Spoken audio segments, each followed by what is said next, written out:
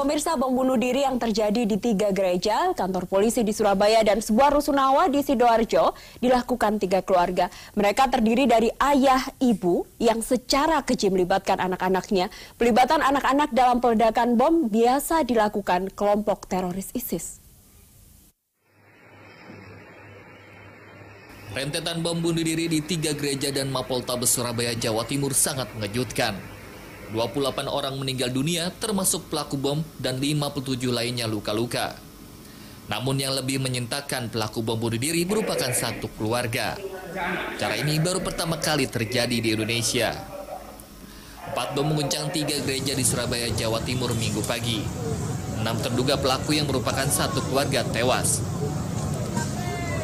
Dita Oprianto Minggu pagi meledakan bom di gereja Pantai Costa sambil mengemudikan mobil Toyota Avanza. Sebelumnya, Dita mengantarkan istrinya, Puji Kuswati, dan 2 anak perempuannya, FS 12 tahun dan FR 9 tahun ke Gereja Kristen Indonesia. Puji menggandeng 2 anaknya sambil meledakkan diri masuk ke dalam halaman gereja. Sementara 2 anak laki-lakinya, YF 18 tahun dan Eva 16 tahun meledakkan diri di Gereja Santa Maria Tak Bercela. Pada malam harinya, sekitar pukul 21.20 waktu Indonesia Barat, ledakan bom lain terjadi di sebuah rusunawa di kawasan Wonocolo, Sidoarjo. 3 terduga pelaku teror yang tewas juga merupakan satu keluarga, yaitu Anton 47 tahun beserta istrinya Puspita Sari 47 tahun dan anak pertamanya LAR 17 tahun. Sedangkan 3 anaknya yang lain selamat dan dirawat di Rumah Sakit Siti Hodijah Sidoarjo. Kemudian pada Senin pagi, bom kembali meledak di depan Polrestabes Surabaya. 4 pelaku pengeboman yang mengendari 2 sepeda motor diduga juga satu keluarga. 1 anak perempuan pelaku menderita kritis dan tengah dirawat di rumah sakit. Komisi Pelindungan Anak Indonesia atau KPAI mengecam keras tindakan terorisme di Surabaya yang melibatkan anak-anak sebagai eksekutor bom apapun alasannya. Data yang diterima KPAI menyebutkan, kedua orang tua yang menjadi pelaku bom bunuh diri di Surabaya merupakan WNI yang baru saja pulang dari Suriah. Untuk itu, KPAI meminta agar Kementerian Luar Negeri mendata ulang rekam jejak pelaku apakah masuk dalam daftar yang legal atau justru ilegal. Ini anak-anak menjadi korban, tentu sesuatu yang orang tua itu kan seharusnya menjaga ya untuk kasus ini ya, misalnya menjaga anaknya, melindungi hewan buas saja kan akan berupaya mempertaruhkan nyawanya bahkan demi melindungi anak-anaknya ya, bukan kemudian mengorbankan anak untuk kepentingan ideologi tertentu dari orang tuanya. Kemarahan juga dilontarkan Presiden Joko Widodo. Presiden menyebut tindakan teroris pengecut, biadab, dan tidak bermartabat. Presiden memerintahkan Kapolri Jenderal Polisi Tito Karnavian segera mengambil tindakan dan tak ada kompromi untuk menghentikan aksi teror. Ini adalah tindakan pengecut, tindakan yang tidak bermartabat, tindakan yang biadab, dan perlu saya tegaskan lagi, kita akan lawan terorisme dan kita akan basmi terorisme sampai ke akar-akarnya. Saya sampaikan kepada polisi, sudah perintahkan kepada Kapolri untuk tegas, tidak ada kompromi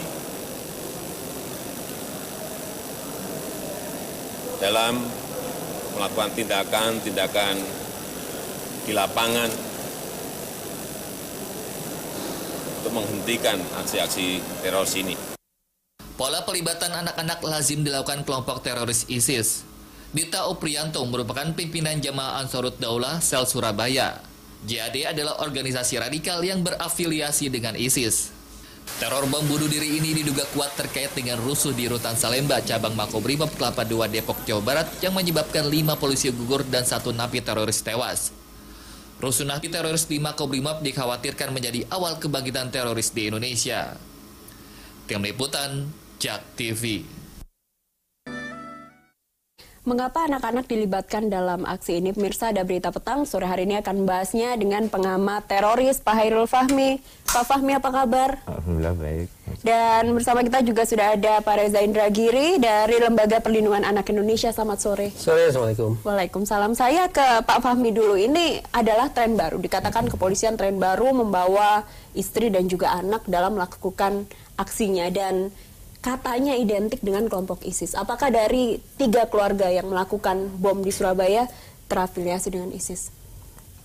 Kita belum tahu ya soal terafiliasi langsung atau tidak. Tapi yang jelas memang karakteristik ini memang mirip dengan apa yang dilakukan oleh ISIS di Timur Tengah sana. Mereka beberapa kita lihat memang sering melakukan aksi-aksi yang melibatkan anak-anak, termasuk juga mereka melatih anak-anak untuk siap melakukan serangan-serangan seperti itu. Mengapa anak dan istrinya diajak untuk melakukan aksi ini? Saya kira kalau kita bicara secara mikro, memang yang paling efektif ya tentu melibatkan keluarga batih gitu ya. Sehingga mereka tidak akan, ya artinya itu lebih mudah ya, tidak akan bocor, tidak akan sulit dalam berkoordinasi gitu. Itu yang mereka melihat efektivitasnya. Gitu ya. Pak Reza, aksi teror melibatkan anak-anak ini adalah hal baru yang menyita perhatian. Miris sekali kalau kita melihatnya. Sebenarnya seberapa anak ini mudah diajak untuk mengikuti orang tuanya? Ada 3 kelompok individu yang rentan untuk kemudian sebutlah masuk ke dalam kelompok-kelompok kekerasan. Salah satunya adalah anak-anak. Kata kuncinya adalah suggestibility. Seberapa jauh kemudian orang tersebut, seberapa jauh anak itu memiliki kerentanan untuk menerima sugesti, menerima pengaruh, menerima bujukan, menerima intimidasi dari pihak lain untuk kemudian berperilaku sesuai dengan pihak yang memberikan sugesti tersebut. Anak diketahui sebagai individu dengan suggestibility tinggi daripada orang kebanyakan. Itu sekali lagi menandakan bahwa anak memang lebih rentan, lebih mudah untuk menerima pengaruh dari lingkungan sekitar. Dengan konteks bahwa anak mudah untuk menerima pengaruh dari lingkungan sekitar, maka sempurna sudah ketika anak dikendalikan oleh tokoh lekatnya. Tokoh lekat itu siapa? Tokoh lekat adalah keluarga. Lebih spesifik, kepala keluarga. Lebih spesifik adalah ayah. Jadi masuk akal yang dikatakan Mas Fahmi tadi, perekrutan, kalau disebut sebagai perekrutan di dalam keluarga, memang sebuah perekrutan yang ideal. Karena loyalitas, karena militanisme itu sepertinya seolah menjadi sebuah jaminan. Pada sisi yang lain, anak merupakan serdadu yang, mudah-mudahan saya tidak memberikan inspirasi ya, anak merupakan sosok serdadu yang ideal untuk menembus barikade lawan. Kenapa? Karena anak diidentikan sebagai sosok yang polos, yang lugu, yang tidak punya prasangka buruk, yang tidak punya niat jahat. Masyarakat awam, termasuk aparat keamanan, akan bisa terkecoh ketika berhadapan dengan individu-individu cilik yang dianggap sebagai sosok yang tidak berbahaya, tapi ternyata sudah dibekali dengan bahan peledak sedemikian rupa oleh orang tuanya. Kita menyebut anak-anak teroris ini korban atau pelaku? Bukannya saya, kantor kami LPAI, Lembaga Perlindungan Anak Indonesia, menggarisbawahi bahwa anak-anak termasuk yang dikabarkan mengenakan rompi dan tewas pada kejadian bom bunuh diri tersebut, mereka adalah korban, bukan pelaku. Termasuk yang berumur 18 tahun? Tepat. Kalau umur 18 tahun karena sudah memasuki usia dewasa, maka lain lagi persoalannya. Usia anak dalam Undang-Undang Perlindungan Anak adalah 0 dari dalam perut sampai sebelum 18 tahun. Baik, berarti artinya kalau yang di pengeboman gereja, anak kedua dari pasangan pelaku, itu masih termasuk dalam korban. Ada perilaku yang berbeda ditunjukkan ketika mereka bersekolah, Pak Fahmi, ini tidak mau mengikuti pelajaran PPKN dan sejak awal sudah ingin mati syahid untuk berjihad. Apakah doktrin-doktrin semacam ini juga yang sering dilakukan oleh teroris kepada keluarganya, termasuk anak-anak? Iya, itu kan bagian dari manual yang mereka harus lakukan, harus terapkan ya dalam keseharian mereka ya. Tapi yang paling jelas ya seperti yang disampaikan Mas Reza tadi, bahwa ini tokoh lekatnya ini mempengaruhi betul bagaimana mereka harus berperilaku, termasuk di lingkungan pergaulannya di tempat lain ya, di lingkungan pergaulannya di sekolah, di tempat bermain gitu. Itu apa yang harus mereka lakukan, bagaimana interaksi mereka di lingkungan-lingkungan itu dibekali juga oleh orang tuanya, oleh bapaknya, oleh ibunya ini. Bicara soal mempengaruhi, Pak Reza, ada anak yang pelaku teror Sidoarjo yang ada di rusun ini, anak pertamanya tidak terpengaruh, tidak mau ikut dengan orang tuanya, memilih untuk tinggal bersama neneknya. Apakah artinya sejak masih anak-anak ini juga punya kontrol terhadap dirinya sendiri, melakukan apa yang menurut dia baik dan tidak. Idealnya demikian. Kalau dalam khazanah keislaman ada istilahnya mumayyiz, anak ketika sudah mulai bisa membedakan antara baik dan buruk, benar dan salah. Dalam psikologi barat dikenal sebagai perkembangan moral. Anak sudah mulai memiliki acuan moral, sekali lagi terkait dengan mana yang harus dia patuhi dan mana yang harus dia hindari. Tapi persoalannya adalah anak sekali lagi merupakan bagian dari sebuah institusi terkecil yang eksklusif, yang tertutup, yang sangat-sangat mengedepankan kepatuhan pada orang tua.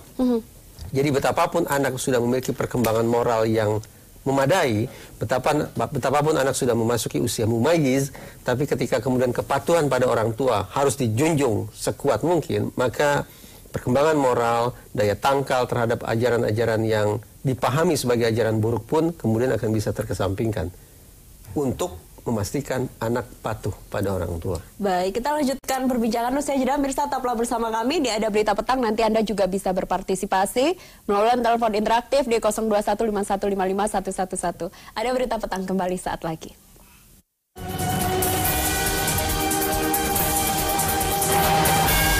Iya, kembali di Ada Berita Petang, Mirsa, Anda bisa berpartisipasi melalui telepon interaktif, nomornya ada di layar kaca Anda. Pak Fahmi, kalau kita lihat 3 kejadian bom yang ada di Surabaya, 3 keluarga yang melakukan aksi ini, rata-rata kekuatan bomnya berdaya ledak sedang, tidak terlalu tinggi. Sebenarnya efek apa yang ingin mereka tunjukkan? Eksistensi seperti apa analisa Anda? Iya, kalau sekedar eksistensi mungkin juga bukan sekedar eksistensi ya. Ini memang aksi yang punya target jelas ya, punya apa namanya, direncanakan dengan matang sehingga kalau soal apa namanya sedangnya itu karena memang logistik kemampuan mereka mengumpulkan logistik ya memang mampunya membuat yang sedang ya, dan itu justru memang lebih efektif untuk aksi-aksi yang sifatnya sporadis dan simultan seperti di Surabaya ini ya. Ini jadi kita lihat target mereka adalah memang menyebarkan ketakutan itu dan menunjukkan sekaligus bahwa mereka tidak hanya ada di Jakarta, tidak hanya ada di Jawa Barat atau di daerah-daerah yang sekarang di bagian barat itu, tapi juga mereka kuat di Jawa Timur. Mereka terkonsolidasi dengan baik ya, sehingga misalnya Surabaya yang selama ini kita ketahui belum pernah menjadi sasaran dari para pelaku ini, sekarang hari ini kita melihat bahwa Surabaya sudah fix lah begitu menjadi sasaran mereka. Pak Reza, ini salah satu korbannya yang di gereja adalah ada banyak anak-anak yang juga menjadi korban, tidak hanya yang meledakkan diri saja, tapi mereka yang melakukan misa. Sebenarnya untuk korban yang masih dirawat di rumah sakit, seberapa penting atau seberapa hebat yang harus dilakukan untuk pemulihan psikologisnya agar tidak membuahkan trauma di kemudian hari? Pertama, ada teori yang mengatakan bahwa bencana kemanusiaan itu lebih tragis daripada bencana alam. Apakah kejadian di Surabaya bisa dikategorikan sebagai bencana kemanusiaan? Kalau jawabannya iya, maka secara teoritis kita pantas untuk menduga bahwa efek psikologisnya dahsyat. Satu. Yang kedua, setiap manusia termasuk setiap anak memiliki resiliensinya masing-masing. Begitu terpapar trauma yang sama, begitu terpapar peristiwa kekerasan yang sama, reaksi masing-masing anak bisa akan berbeda-beda. Ada yang dalam waktu 24 jam relatif sudah pulih, ada yang butuh waktu seminggu, ada yang butuh waktu sebulan, dan seterusnya dan seterusnya. Itu yang kedua. Yang ketiga, ketika manusia termasuk anak-anak mengalami cedera yang multidimensional, ada cedera psikis di situ, ada luka fisik di situ, ada kemudian kerusakan sosial di situ, maka tahap-tahapan penanganan atau rehabilitasinya adalah dimulai dari penanganan fisik. Lukanya harus dihentikan darahnya, patah tulangnya harus dikembalikan keutuhannya, luka fisik harus dikedepankan. Yang kedua baru masuk ke tahapan psikologis. Bagaimana anak memahami situasi, bagaimana anak mengendalikan emosi, itu menjadi soal agenda nomor 2. Yang ketiga adalah bagaimana rehabilitasi sosial. Ketika anak dirasakan secara fisik dan psikis sudah relatif lebih pulih, anak mau kembali ke lingkungan sosialnya. Bermain, bersekolah, beribadah, dan kegiatan-kegiatan kanak-kanak lainnya. Baik, Pak Fahmi, untuk anak-anak yang orang tuanya meninggal karena bom seperti yang di Sidoarjo, ini ada yang masih hidup bisa diselamatkan. Apakah anak-anak yang selama ini tinggal bersama orang tuanya sudah didoktrin paham-paham radikal ini pada akhirnya bisa disembuhkan dari pemahaman-pemahaman yang sudah terlanjur melekat dengan baik? Kita bukan soal bisa disembuhkan atau tidak, tapi kita harus menyembuhkan mereka, harus mengembalikan mereka pada kondisi yang ya katakanlah kondisi yang baik, kondisi yang dianggap normal oleh lingkungan, ya, bukan tidak lagi terpapar oleh ajaran atau ajaran-ajaran yang buruk tadi. Jadi upaya deradikalisasi gitu, kalau kita meminjam istilah pemerintah ya, deradikalisasi itu harus dilakukan dengan sangat baik, karena ini panjang, ini anak-anak ini soalnya kan, anak-anak yang mereka mengalami sendiri, berinteraksi juga sebelumnya cukup lama dengan kelompok ini, pelaku ini kan, sehingga mereka harus menjadi fokus berikutnya dari aktivitas deradikalisasi ini. Juga kemudian keluarga besar mereka yang lain yang mungkin tidak terpapar ya, tapi rentan ya, ini juga harus menjalani apa yang disebut sebagai kontra radikalisasi gitu ya. Pak Reza, terakhir kontrol sosial seperti apa yang harus dilakukan oleh masyarakat, guru-guru yang ada di sekolah untuk mendeteksi dini untuk anak-anak yang mungkin sudah terpapar paham radikal? Bicara tentang generasi milenial, ternyata mereka bisa meradikalisasi diri sendiri. Mereka juga bisa merekrut diri sendiri sebagai anggota jaringan kekerasan. Via apa? Gurunya siapa? Talenta bukan adalah media sosial. Nah, alhasil kontrol terketat yang harus dilakukan ketika bicara tentang para kader potensial ini adalah media sosial. Pertanyaannya, sanggupkah kita memblokir seluruh media sosial? Semestinya sanggup untuk memastikan anak-anak kita terjaga, saringan atau filter informasi lebih ketat daripada biasanya. Tapi persoalannya karena kita kadung mengatakan Indonesia adalah demokratis, Indonesia mengedepankan kebebasan berpendapat, lalu lelang informasi dan keberadaan media massa tak bisa dielakkan, maka di situ pula muncul kompleksitasnya. Kita sadar informasi harus dibendung, harus disaring, tapi pada saat yang sama kita tidak cukup punya kemampuan untuk konsekuen dengan apa yang kita yakini itu. Mungkin pendekatan terdekat orang tua yang harus melakukan kontrol secara baik terhadap penggunaan media sosial. Terima kasih Pak Fahmi, Pak Reza, selamat sore. Pemirsa, politisi Partai Golkar Yoris Raweyai diperiksa Komisi Pemberantasan Korupsi dalam kasus dugaan korupsi Bakamla. Informasi selengkapnya akan kami hadirkan usai jeda.